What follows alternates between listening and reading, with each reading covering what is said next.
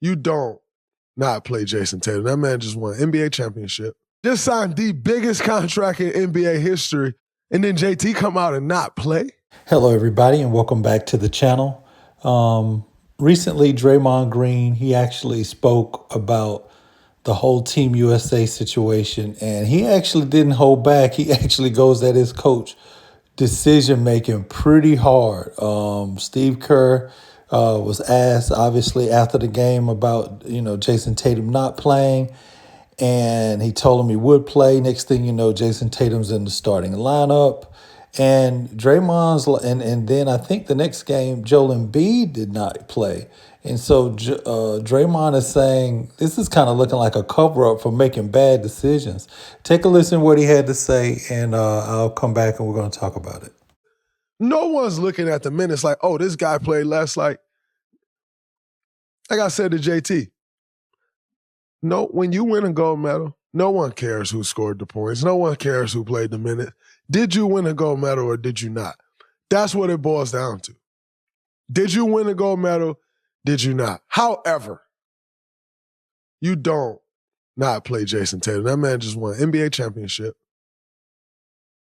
Cover of NBA 2K. Cover of Sports Illustrated saying cheers.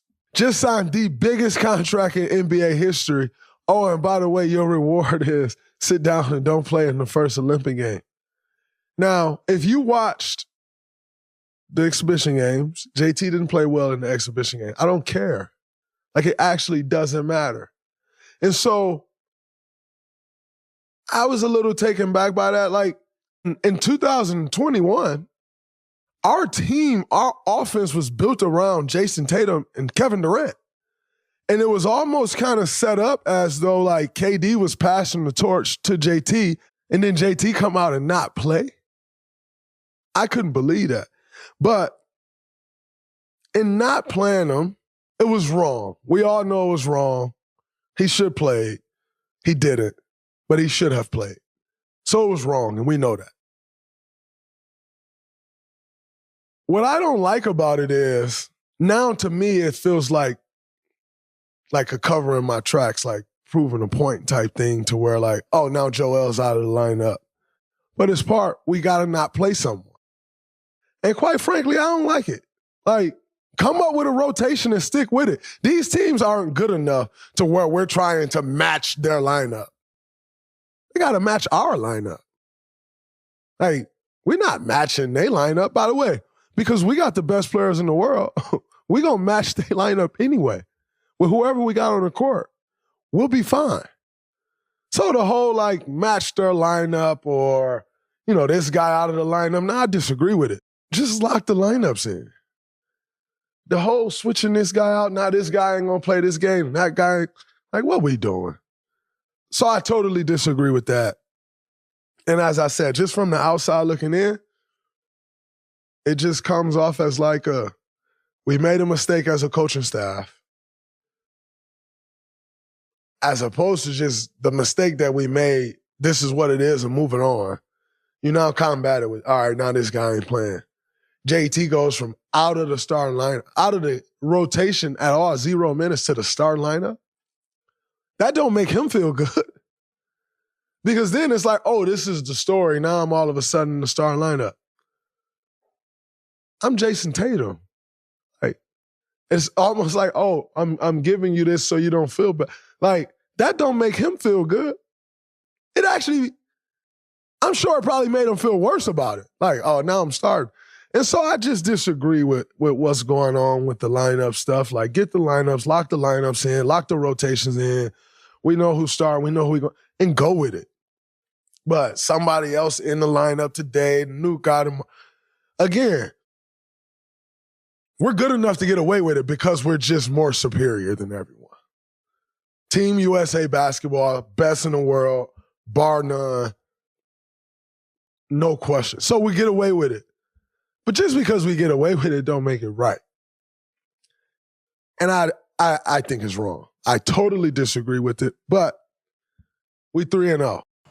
Now, it's very interesting. I believe Draymond Green kind of speaks for, a large portion of the basketball community, to the point where, Charles Barkley, Hall of Famer, even actually added his take onto not understanding, not playing Jayson Tatum.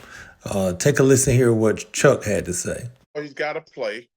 Everybody on the team has to play, first and foremost. Do we have to play 25, 30 minutes? No. But it's the Olympics. It's not like there's such a downgrade. There's not a huge downgrade putting Jayson Tatum in the game. Like, come on, man. You got to put everybody deserves to play at least 10 minutes. Chuck Daly did a fabulous job. He had 2 starting units. And what he did was, you guys going to play the first 10 minutes. You guys going to play the second 10 minutes. That's what we did. Go back and look. Yeah, same thing next game. You guys going to start this game. Then I'm bringing those other 5 back. And you want everybody, like, come on, man. You can't expect anybody to go there and practice and then not play in the damn Olympics. Come on, man. You got to give them 10, 15 minutes along the way. Now, to be honest, I agree with both Draymond and Charles. I mean, there's no way that a team is such a threat to the USA team where, and that there's such a drop off in talent if we don't play, LeBron or KD 30 minutes a game. Like that doesn't make sense over there. So I'm definitely for it. I'm not surprised that Charles Barkley, spoke on it and spoke about it, but I am shocked that Draymond, even though he's outspoken and he usually does speak his mind no matter the situation, but he didn't hold back. I mean, he called it foul to not play Jayson Tatum to begin with, and he said now it's looking like a cover-up. Instead of owning your bad decision as a coach, instead of doing that, now you're trying to cover it up by the next game Joel Embiid doesn't play at all. See, so it's not just I'm targeting you, that kind of thing, especially when Jayson Tatum, for most of the year, he was the one on the team. They were talking about getting, any kind of MVP votes. Now, Jaylen Brown ended up winning the Finals MVP, but Jayson Tatum was a consensus that he was their best player all season long. But you take Derek White, you take Drew Holiday, who are good pieces to the team, and they don't win the championship without all their pieces and parts. But they're playing, but I'm benched. So somebody said this online, and I laughed at it. I actually chuckled when I saw it.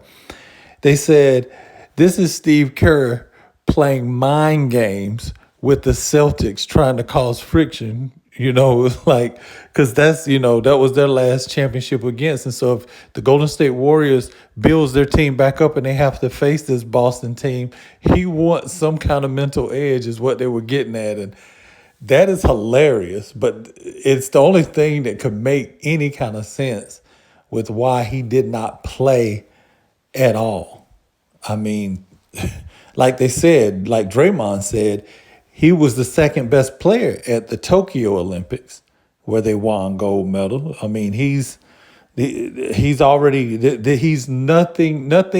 is new to him here. He's already played in the Olympics, won the Olympics, won gold for the country, second best player to KD. Seems like it was a passing of the guard because, KD's older, health injuries, you don't know if he's going to be there. Everybody's like, yeah, okay, Jayson Tatum will probably be that starting small forward. Nobody could have predicted LeBron would want to be playing and be playing at this level at 40. So I don't know, man. Let me know what you guys think.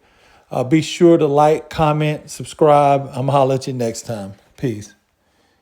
Skip tweeted something, and although I disagree with the tweet, and hopefully Skip would take it down. I'm not going to take it down. Skip, skip, skip, skip, skip, skip, skip.